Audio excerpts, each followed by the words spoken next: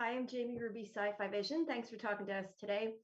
So, even though the experiment is Gretchen's, how much responsibility do you think your characters kind of, or how much are they responsible for what happens to the characters on the island? Troy, then David. We're hired to do a job, and what expires in this job is kind of like our own intuition as how do we want to kind of, relay that.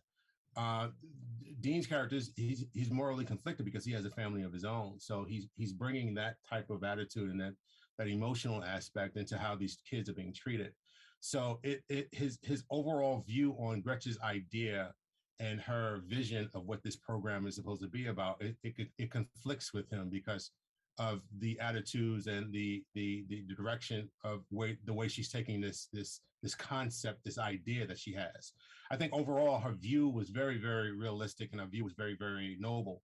But at the end of the day, she's becoming sort of a recluse in her own vision that question that leaves us to question her ability to continue. So and at least stay on the path of her vision. But in that train of thought, there's some questions that is brought up by my character and I'm sure David's character on her direction and how she wants to expedite this this program that she's presented to us. Okay. David? Yeah, I don't know if I can expand on that. I mean, yeah, I mean, I think Troy hit the nail on the head.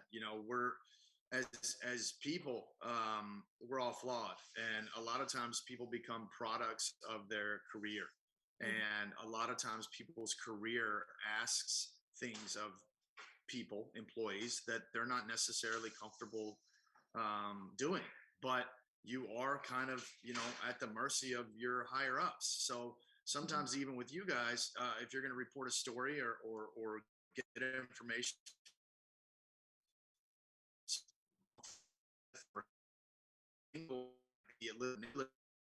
end of the day, you do have a job to do. And at the end of the day, Daniel and Dean have jobs to do.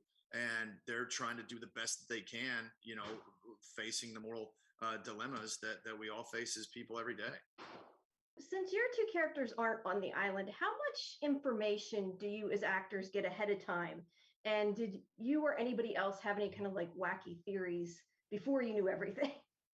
Oh, of course. Of course. We get the scripts about a week before we start shooting. So, we get an overall idea of what the season's going to be like, but then like you'll get a script and you're like, wait a second, that isn't what we thought it was going to be.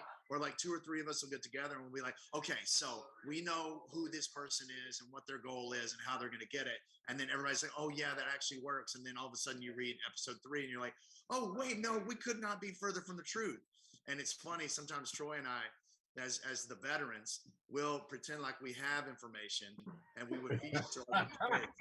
Yeah, we'll be like, hey, so did you know in episode 6 we're actually going to be doing this? And they're like, what? Really? How did you know? And we're like, well, buy us another round of drinks and we'll tell you.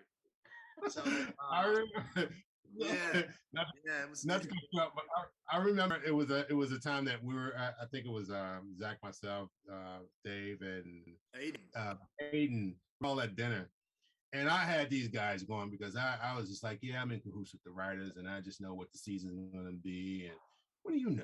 Let me just see what you know, because sometimes we think the other actors has more information than we do because we want to find out what goes on too. And I had these guys. I mean, it was hysterically funny because I was almost tearing up inside because it was just a crock of bull. And I was just trying to find out some information that these guys would just hopefully have, but it was just fun doing this, just toying with them. But it was fun. It was fun. Okay, great. Thank you so much. You got it.